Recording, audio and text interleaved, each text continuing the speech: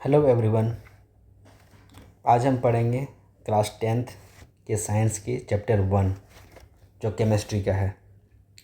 तो हम धीरे धीरे पढ़ेंगे और ये वीडियो सिर्फ आपके रिवीजन के लिए है, मतलब आपके पढ़ाई के साथ साथ ये रिवीजन के लिए भी काम आएगा। तो हम स्टार्ट करेंगे, धीरे धीरे जाएंगे सभी चीज़ों पर और देखेंगे कि क्या है इसमें।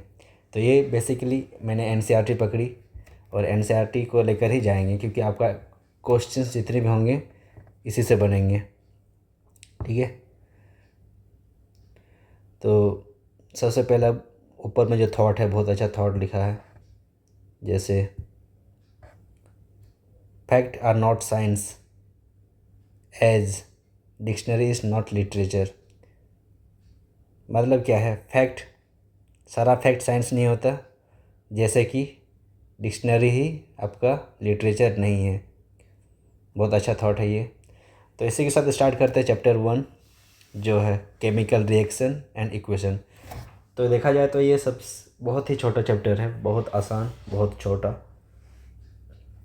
ऐसे रिवीजन के लिए तो 5-10 मिनट में आपका निपट जाएगा, लेकिन इसे अगर समझे धीरे धीरे, क्योंकि आप अभी भी क्लास 10th में आए हैं, तो जितना समय देंगे इस चैप्टर को अच्छे से उस पर थिंक करो, सोचो, और कैसे वर्क कर रहा है साइंस केमिस्ट्री इसमें, वो हम बताएंगे। ठीक है, केमिकल रिएक्शन एंड इक्वेशन। तो यहाँ पे मैं लाइन टू लाइन जाऊँगा और उसका हिंदी आपको बताते रहूँगा। क्या है, consider the following situation of daily life and think what happen when.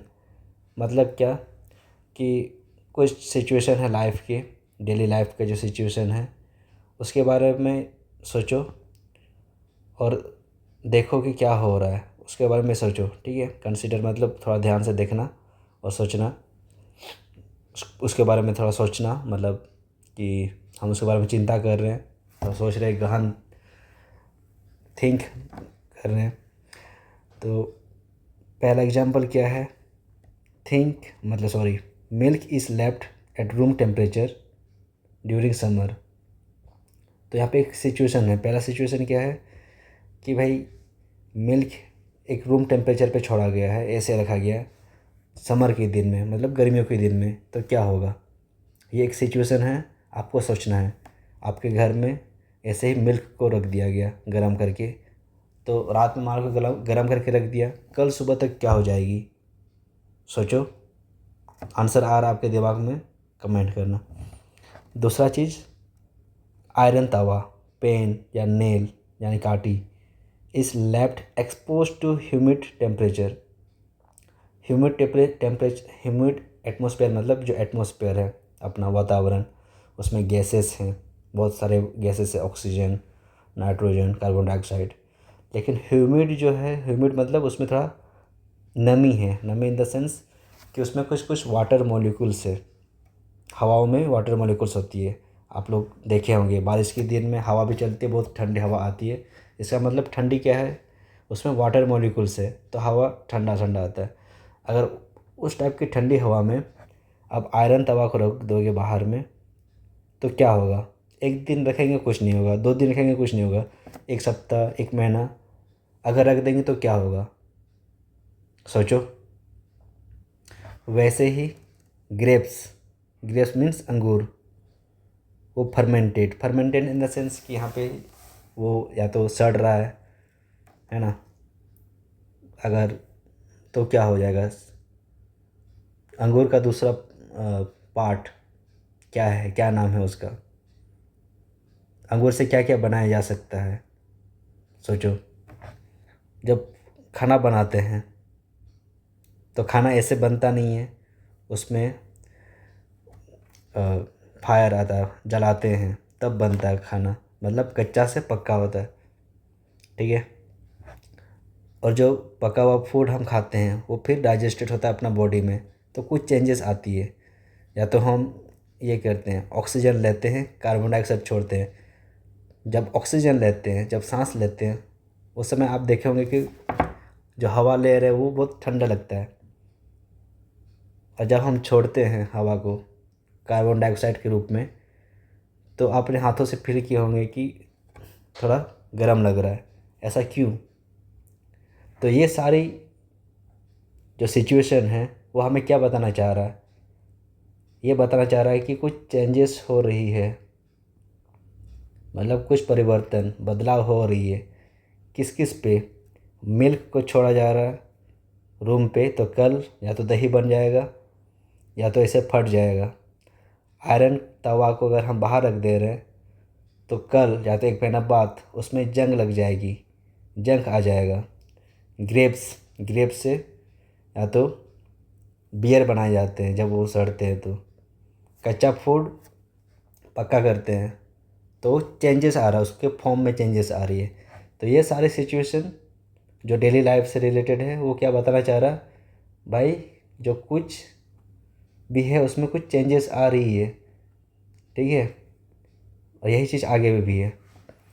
देखो, in all above situation the nature and identity of initial substances, the nature और identity of initial substances have somewhat change. अब यहाँ पे दो word है, nature of substance and identity of substance. क्या होता है? ये सब की वर्ड है, आपको नोट डाउन करना चाहिए। सब्सटेंस मतलब मान लीजिए कि ये आयरन है, ठीक है। कोई सा भी वस्तु है वो सब्सटेंस कहलाया। सब्सटेंस, उसका नेचर क्या है? मान लीजिए हम तवा का बात करते हैं, तो तवा तो राउंड ही होता है, गोल सा, उसमें पकड़ने के लिए हैंडल है, ठीक है। आइडेंटिटी उसका क्या है? आइडेंटिटी किस चीज़ से बना है? लकड़ी से तो नहीं बनता है, बना हुआ क्या है? मेटल से बनता है। तो अब देखे होंगे कि तो ये राउंड था, नेचर राउंड, आइडेंटिटी उसका मेटल से बना हुआ है। लेकिन जब हम ह्यूमिड टेम्परेचर में, ह्यूमिड एटमॉस्फेयर में रखें तो कल क्या हो रहा है? उसमें जंग लग जा रहा है, ठीक है। उस पर मतलब उसमें जंग लग गया, तो उसका नेचर पहले गोल था, मान लो कि उसका थोड़ा इधर से कट हो गया, इधर से कट हो गया, उसका नेचर भी चेंज हो गया। अब मान लो कि जो आयरन का मेटल था, अब वो देखना कि थोड़ा मिट्टी मिट्टी सा हो गया, तो उसका आइडेंटिटी में भी थोड़ा चेंजेस आ गई, ठीक है। यही यहाँ बोलने का मतलब था। We have already learn about physical and chemical changes of matter in previous classes. 9th class में आप अगर मैटर के बारे में पढ़े हैं कि मैटर क्या होता है, कमेंट करो मैटर क्या होता है। What do you mean by matter? उसका डेफिनेशन क्या है? उसकी फिजिकल चेंजेस, केमिकल चेंजेस के बारे में क्या पढ़ें? ये सब आपको रिकॉल में आना चाहिए, याद करना चाहिए। फिजिकल चेंजेस और केमिकल चेंजेस कैसे होता है? केमिकल चेंजेस, मैटर यानी सिंपल से बात अगर बात करें, आप मोबाइल में देख रहे हो या तो आपके पास किताब है या पेंसिल है, कलम है, वो सब क्या है? मैटर है, जिसे हम छू सकते हैं, जिसमें वजन है, ठीक है। तो उसका फिजिकल चेंजेस क्या है? मान लो कि पेंसिल है, पेंसिल का बात कर रहे हैं, ये ऐसे स्टिक टाइप का है, आप इसे तोड़ भी सकते हो, टूट गया ऐसे 2 पार्ट में, इसको पूरा आप चकनाचूर भी कर सकते हो, ठीक है। तो इसका फिजिकल चेंजेस हुआ। केमिकल चेंजेस कैसे हो सकता है? पेंसिल का सीधा जला दो, उसको जलाएंगे तो क्या हो जाएगा? राख आ जाएगा। तो फिजिकल चेंजेस और केमिकल चेंजेस, ये है मैटर का सिंपल से बात यहाँ पे। अब आगे, whenever a chemical changes occur we can say that chemical reaction has taken place. जब भी केमिकल चेंजेस हुआ, मतलब हम उस चेंजेस को क्या बोलेंगे? Chemical reaction. यहाँ पे चेंजेस हुई तो क्या हो गया? रिएक्शन आया। दूध फट गया या दूध से दही बना तो उसमें केमिकल चेंजेस आई। आयरन था, आयरन तावा था, उसमें वो जंग लग गया, उसमें केमिकल चेंजेस आई मतलब केमिकल रिएक्शन हुई। ग्रेप्स, जो अंगूर से आप बियर बना रहे हो, फर्मेंटेड सड़ गया, उससे फिर बियर बना रहे हो, वो भी क्या हुआ, केमिकल चेंजेस आई, केमिकल रिएक्शन हुआ। फूड, जब हम खाना खा रहे हैं वो कच्चा से पक्का बन गया, ठीक है, पक्का फूड, तो उसमें केमिकल चेंजेस आई, वो केमिकल रिएक्शन हुई। हम जो ऑक्सीजन ले रहे हैं, कार्बन डाइऑक्साइड छोड़ रहे हैं, जो उसमें चेंजेस आ रही है ऑक्सीजन से कार्बन डाइऑक्साइड, हमारा बॉडी जो कर रहा है उसमें भी केमिकल रिएक्शन हो रहा है। तो ऐसे बहुत सारे एग्जांपल है जो अपने डेली लाइफ में अपने साथ भी केमिकल रिएक्शन हो रही है, लेकिन हम उस पर ध्यान नहीं दे रहे हैं, ठीक है। यहाँ तक कवर। नेक्स्ट पैराग्राफ क्या बोल रहा है, you may perhaps to be wondering as to what is actually meant by chemical reaction. मतलब आप सोच सकते हो कि एक्चुअली क्या है मीनिंग इसका, केमिकल रिएक्शन का। How do we come to know that chemical reaction has taken place. हमें कैसे पता चलेगा कि केमिकल रिएक्शन असल में हुआ है कि नहीं।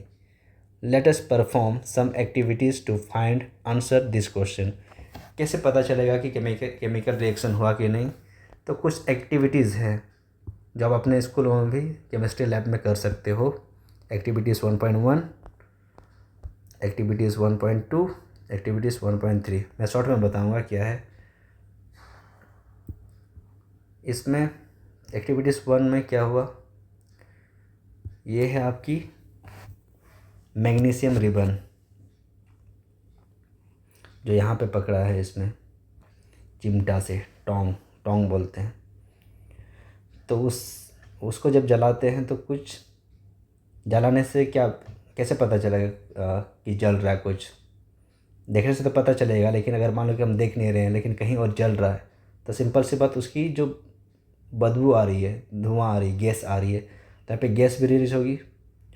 और जलने के बाद मान लो कि जल के ख़त्म हो गया, क्या बचेगा, उसका राख बचेगा। तो पहला एक्टिविटी में यही है कि बर्नर है, मैग्नीशियम रिबन है, रिबन को जलाया गया, उससे गैस निकली और बचा हुआ जो पार्ट है उसका राख बना। तो मैग्नीशियम रिबन से किस में चेंज हुई, वो मैग्नीशियम ऑक्साइड में, ठीक है। एक्टिविटीज़ 1.1 ख़त्म। एक्टिविटीज़ 1.2 में क्या है, lead nitrate solution. Lead nitrate solution क्या है, सॉल्यूशन 1 + 2 = 3। ये सॉल्यूशन, ये भी सॉल्यूशन है, लेकिन केमिस्ट्री में सॉल्यूशन किसको बोलते हैं, जैसे आपका शैम्पू है, शैम्पू, इस पे क्या है, ये भी बहुत सारे केमिकल का एक सॉल्यूशन है, ठीक है। कोई सा भी लिक्विड है वो, जैसे तेल ले लो या तो सैनिटाइज़र ले लो, ये सब कुछ कुछ केमिकल, तेल में नहीं लेकिन बाकी सब में केमिकल सॉल्यूशन रहता है। मतलब लिक्विड टाइप का जो भी रहता है उसमें सॉल्यूशन है, उसे हम सॉल्यूशन कह लेंगे अभी सिंपल भाषा में। यही लिक्विड, केमिकल लिक्विड है, सॉल्यूशन है। तो यहाँ पे लीड नाइट्रेट का एक सॉल्यूशन, उस पर हम ऐड करेंगे पोटेशियम आयोडाइड का। अब ये जो है ना फार्मूला इसका, लीड नाइट्रेट का फार्मूला क्या है, पोटेशियम आयोडाइड का फार्मूला क्या है, ये आपका होमवर्क है। अगर आप क्लास 9th अच्छे से पढ़े हैं तो ये भी बता सकते हो, अगर नहीं पढ़े हैं तो कोई दिक्कत नहीं, आगे पता चल जाएगा। तो जब आप ये दोनों ऐड करोगे, lead nitrate solution potassium iodide के साथ, तो क्या ऑब्जर्व करने को मिलेगा, ये दूसरा एक्टिविटीज़। तीसरा एक्टिविटीज़ क्या है, जिंक ग्रेन्यूल्स। जिंक भी एक मेटल है, उसका जो ग्रेन्यूल्स मतलब छोटे छोटे पार्ट्स, उसको अब उस पर क्या मिला रहे हो, ऐड डाइल्यूट हाइड्रोक्लोरिक एसिड या सल्फ्यूरिक एसिड जिंक पे, तो क्या देखने को मिलेगा। ये सब बहुत डेंजरस एक्टिविटीज़ है जो आपको अपने टीचर के साथ केमिस्ट्री लैब में ही करना चाहिए। तो हम क्या देखेंगे यहाँ पे, ये एक्टिविटीज़ होने के बाद जो है, जैसे यहाँ पे यू मस्ट हैव ऑब्जर्व, क्या आपने देखा होगा, magnesium ribbon burn with dazzling white flame. जब मैग्नीशियम रिबन को जलाते हैं तो बहुत चकाचौंध वाइट फ्लेम आती है और चेंजेस होती है वाइट पाउडर पे, ठीक है, जो राख आया, एंड वही पाउडर क्या कहलाएगा, मैग्नीशियम ऑक्साइड। मैग्नीशियम रिबन से क्या बना, magnesium oxide. It is form due to reaction between magnesium and oxygen present in the air. और मैग्नीशियम ऑक्साइड इसलिए हुआ क्योंकि उसमें मैग्नीशियम प्लस ऑक्सीजन था। ठीक है, ये आगे के वीडियो में अच्छे से बता रहे हैं।